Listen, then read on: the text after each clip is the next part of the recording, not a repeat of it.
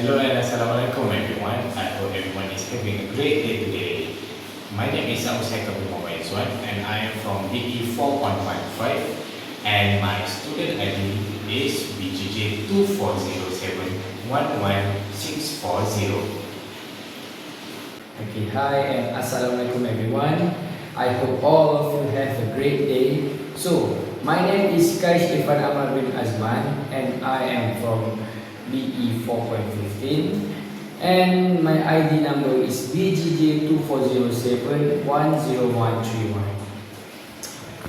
Hi, my name is Lukman Hakim bin Yazid and my ID is BGJ 2407-11669 and my section is BE 4.15. Right, hi and Assalamualaikum everyone. My name is Huzaifah bin Muhammad Rizal. My ID number is BGJ 2407-11578 and my section is BE 4.15. Hi, Assalamualaikum everyone. My name is Muhammad Shafizul Aiman bin Saiful Azri. My ID number is BGJ 2407-10132 and my section is BE 4.15. Okay, so let me introduce to all of you the topic for today.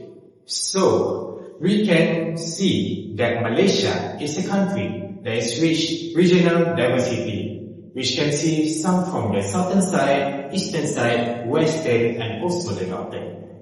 By the way, it also influences language, behavior, and communication of its people. Students at KTM Bangi bring unique dialects and speech styles from across the country. Like, we can see that like Kelantanese, or maybe the Malacca accent, and maybe the Johorian accent, which is from the southern side. And also from the eastern side, we can see that from the Terengganu. So, we can see that this diversity creates both vibrant interaction and also professional communication challenges between the students. So, the purpose of these studies is to explore how regional background affects language use and also the social dynamics on campus itself in daily life. Okay, I will be presenting the objective and research method for our project. Malaysia is a country rich in linguistic diversity, with each region having its own dialect, accent, and speech style. At KTM Bangi, students come from various states like Selangor, Johor, Kelantan, and even East Malaysia, and they bring their unique ways of speaking into campus life. This creates a vibrant communication environment, but it can also lead to challenge in understanding and social adjustment. Our study was guided by two main objectives. So the first one, we wanted to examine how student regional background influence their communication style and language use. This means looking at how dialect and speech pattern from different regions shape everyday conversation and relationship among students. Second, we aim to analyze how regional identity affect student adaptation and interaction with peers from other states. We were curious to know whether students feel more comfortable speaking in their own dialect and how that impact group information and social belonging on campus. To explore this objective, we use a quantitative survey method. We create a structured questionnaire and distributed it through Google Form to students at KPTM Bangi. The survey was divided into three parts. Part A, we focus on demographic information such as their age, gender, course, semester, and hometown region. And for part B, included Likert skill question about language use. How often students use their regional dialects? whether they switch to standard Malay or English, and how confident they feel speaking with others from different regions. As for part C, it was an optional short answer section where students could share 2 or 3 common words or phrases from their regional dialect. For example, like at Kelantan, they have their own dialects, like Chicho and Buddha and a lot more. And yeah, we received response from 50 students representing a range of background and academic programs. The data was analyzed using descriptive statistics, mainly frequency and percentage, to identify pattern in how regional background influence communication and social interaction. This approach allows us to capture both the quantitative trends and the personal expression of regional identity, giving us a deeper understanding of socio-linguistic diversity at KPTM Bangi. Alright, now I will explain about the research methodology that we use to explore how regional background influence communication among students at KPTM Bangi. So, we adopted a quantitative survey approach which allowed us to gather measurable data from a diverse group of students. The survey was distributed online using Google Forms, making it easy for students from different courses and semesters to participate. Our questionnaire was divided into 3 main sections, which are Part A, demographic information. This section collected basic details such as age, gender, courses of study semester, and hometown region. It helped us to understand the background of each respondent and group them by regional identity. And for Part B, language use. This section Likert scale question to explore how students use language in daily life. We ask whether they use their regional dialect, switch to standard Malay or English, feel confident speaking with others, and whether they believe dialect affect communication. And for Part C, a short answer, and it is optional. Here, students could list 2 or 3 common words or phrases from their regional dialect. This gave us qualitative insight into the unique expression used across Malaysia. We used convenient sampling, selecting students who were easily accessible and willing to participate. In total, we received 50 responses, representing a range of regions including Central, Southern, and East Malaysia. For data analysis, we applied descriptive statistics, mainly frequencies and percentage, to identify patterns and trends. This helped us answer our research question and understand how regional background affect both language and youth social interaction. Overall, our methodology was designed to be simple, inclusive, and effective in capture the socio-linguistic diversity of our campus. Alright, thank you for our presenter earlier. So I guess this is my turn now. Alright, so let's take a look at key findings, infographic first. Alright, in this part, I will explain about the respondent. Okay, based on the survey, most respondents are aged between 18 to 19 years old, with percentage 19%, with only a few from older age groups. So, the majority are from the sport management course, 15%, followed by TESOL course, 22%, and business management, which is 20%. Most students are in semester 1, which is 72%, and most participants are male, 92%. In terms of regional background, most come from the central region, which is 78%, and followed by Southern 18%, and the East Malaysia 4%. Next, let's take a look at key findings in language use of infographics.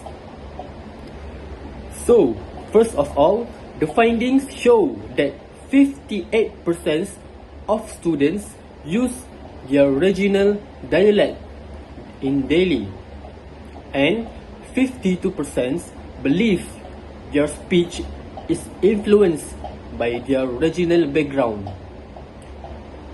Next, we have the respondents are 15% of half survey. They said that they change the way they speak when talking to people from other regions. And meanwhile, 52% agree that dialect make conversations more unique. As example, the Kelantanese dialect and the Terengganu dialect. And we have 44.9% believe that speech can reveal where a person's come from. So, with all that, that's all of my explanation. I will continue the slide to our next presenter. Thank you. So I will be continuing from where my friend Lokman left earlier.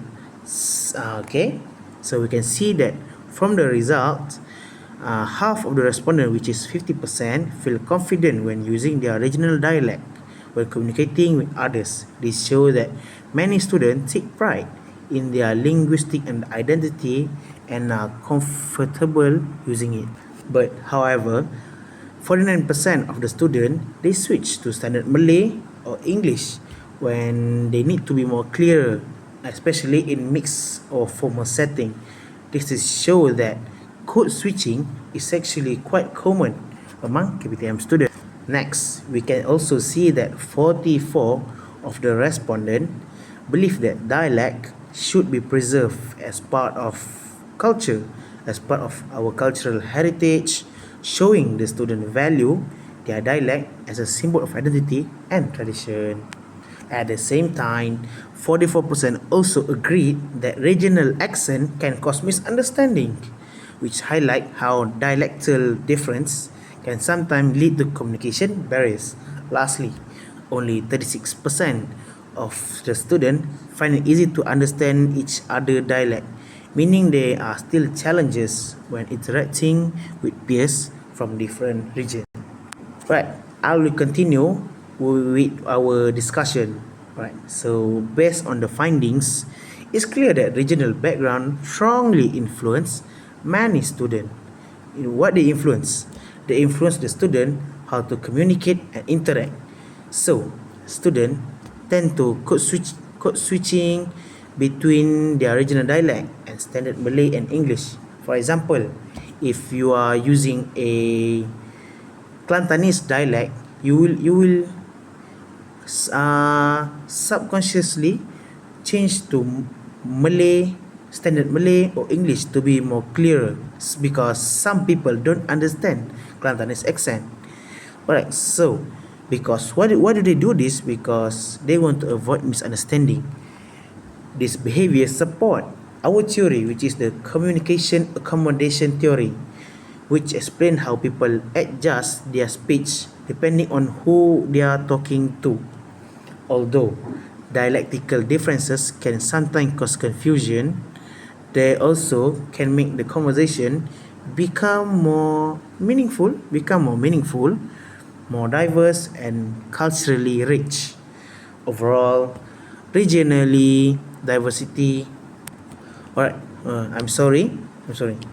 Overall, regional diversity encourage students to become more aware, adaptable, and open-minded in their communication. Right, so I'll pass the floor to our presentator. Sila. So, today I will be presenting the conclusion of today's topics, and that is about the regional backgrounds and between students. So, the first conclusion is that regional backgrounds influence both language and social integration. What this means is that students with regional origins shapes their linguistic preferences, dialects, and also their speech styles, which in turn influence how they interact within diverse social and educational settings. The next one is would be students between uh, excuse me. Students balance regional identity with effective communication.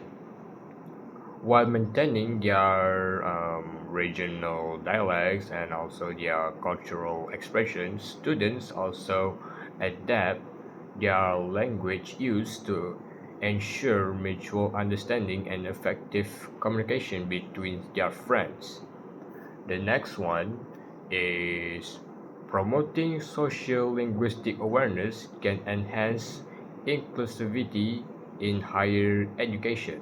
So this mean is that by encouraging awareness of linguistic diversity within university, help fosters to respect and empathy and also make them open-minded among students. When educators and institutions value different ways of speaking and communicating, it's also going to create a more inclusive academics environment where our voices and excuse me, where oh yeah right it's also create a more inclusive academic environment where all the voices are acknowledged and respect. So this would be the last. The study highlights Malaysian linguistic richness and the importance of respectful communication. Malaysia multilingual context is source of cultural and educational strengths. By recognizing and calibrating this linguistic richness, individuals can cultivate respectful communication practice that bridge differences. It's also going to promote unity and going to support social harmony within diverse communication.